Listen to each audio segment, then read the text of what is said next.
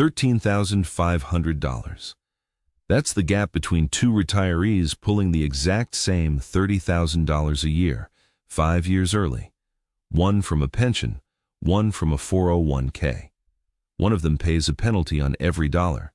The other pays nothing. Same age, same income, same 5 years to go before 59 and a half. The difference isn't luck, and nobody applied for it. It's one sentence in the tax code that treats a pension check completely differently from every other kind of retirement money. Automatically, with no form to file and no age to clear first. There's exactly one way to lose that protection, and it's often handed to people wrapped in an offer that sounds like a favor, a chance to simplify a pension into an IRA. Most people who have this protection don't know it exists, which means they don't see it leave. Here's what that sentence actually does, and the moment it stops working. Quick note: I'm not your CPA or your plan administrator.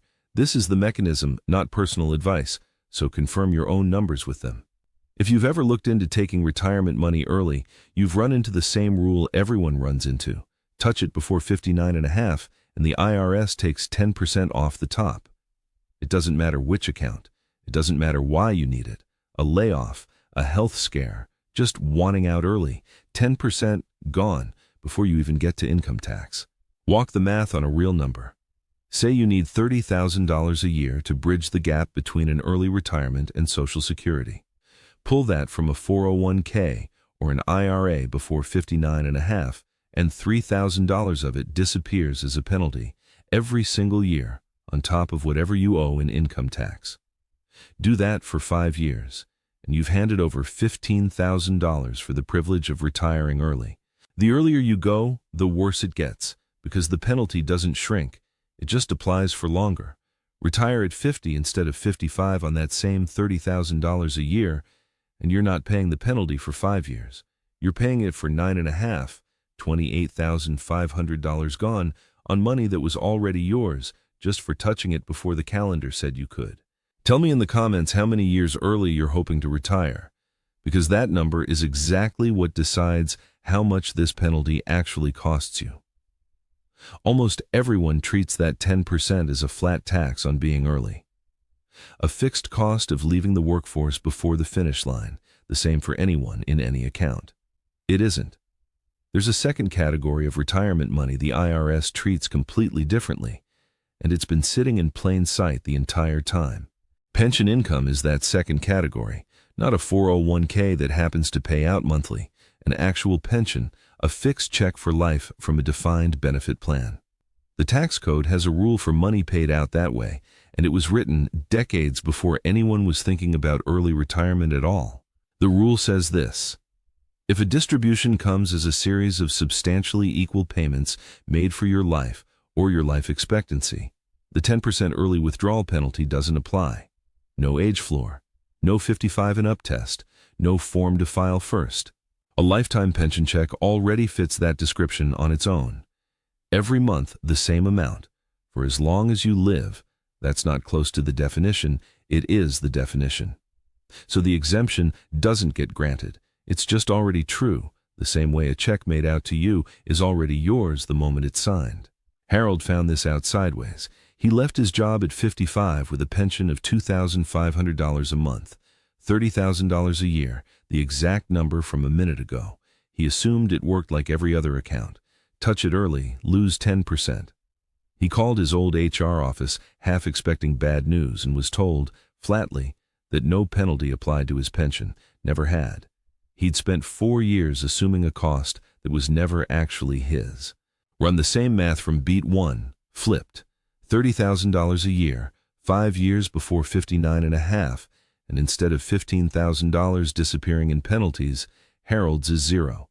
That's the $13,500 gap from the start of this video, plus another $1,500, because Harold's 5 years, not 4.5. This isn't a workaround or a strategy someone sold him. Nobody applied for it on his behalf. It's just what the tax code already does with a check structured to pay out for life. And almost no one describes it to a pension holder in those words, because there's nothing to describe. Nothing gets withheld. Nothing gets flagged. The exemption doesn't announce itself. It just quietly never charges you. Compare that to how a 401k or IRA handles the same early withdrawal. The custodian is required to warn you about the 10% penalty. It's printed on the distribution paperwork, built into the withholding, impossible to miss. A pension has no equivalent paperwork to print it on, because there's no penalty for anyone to warn you about. One side of retirement money comes with a permanent warning label. The other was already paid for, and nobody ever had to say so. So, why doesn't a 401k get the same treatment? It's worth answering directly, because the difference isn't the IRS playing favorites, it's structural, and it's worth understanding if you're the one holding the 401k. There is an exception for 401ks and 403bs. It's called the Rule of 55, and on paper it sounds close to what Harold got for free. Leave your job in or after the year you turn 55, and you can pull from that employer's plan without the 10% penalty. But look at how narrow it actually is. It only covers the plan from the employer you just left, not an old 401k sitting with a previous job, not a plan you've already rolled over. Roll that balance into a new employer's plan, and the clock resets. Roll it into an IRA, and the exception is gone entirely, because IRAs don't get this rule at all. Never have. An IRA holder waits until 59 and a half, full stop, no matter when they stopped working. Barbara ran into that wall. She left her job at 56, assumed the Rule of 55 covered her, and then rolled her old 401k into an IRA 6 months later because a call center representative told her it would simplify things. It did. It also erased the one exception she qualified for. The money she pulled the following year cost her the full 10% on every dollar, because an IRA doesn't ask when you left a job. It only asks how old you are. Harold never had to think about any of this. He didn't separate from an employer under a deadline. He didn't have to leave a specific plan untouched. He didn't have to avoid a rollover call center. His protection isn't a narrow exception with rules about timing and which account the money sits in. It's a property of the check itself, and it travels with him regardless of what he does next, as long as the check keeps paying out the way it always has. If you've already left a job with a 401k sitting behind you, tell me in the comments how old you were when you left, because that single number decides whether the Rule of 55 ever applied to you at all. Here's the part that matters most, because it's the one moment that decides whether Harold keeps this protection or loses it, and it usually arrives disguised as good news. About a year after he retired, Harold's old pension administrator sent a letter offering him a lump sum buyout. Take the whole value of his pension today, as one number, instead of $2,500 a month for the rest of his life. It's a common offer. Plans like to shrink their long-term obligations, so buyouts get framed as flexibility, control over your own money instead of waiting on someone else's check. Here's what that letter doesn't say. The 10% exemption isn't attached to Harold. It's attached to the check being a lifetime annuity. The moment the check stops, the moment it becomes a lump sum sitting in an IRA, the money stops qualifying as substantially equal payments for life, because it isn't one anymore. It's just an IRA balance now, identical under the tax code to money that was never a pension at all. Full 59.5 rule applies, no grandfathering, no partial credit for the years it already protected him. There is a way to rebuild something similar inside an IRA. The substantially equal periodic payment rule, the same one that makes a pension exempt, can be set up manually for IRA money too. But it's nothing like what Harold has for free. He'd have to calculate a fixed payment using one of a few IRS-approved formulas, commit to that exact amount for at least 5 years or until 59 and a half, whichever is longer, and if he changed the amount, paused it, or pulled extra out along the way. The IRS applies the 10% penalty retroactively with interest back to the first payment. Harold's pension check has never asked him to promise anything. A homemade version of the same protection is rigid enough to punish him for adjusting it.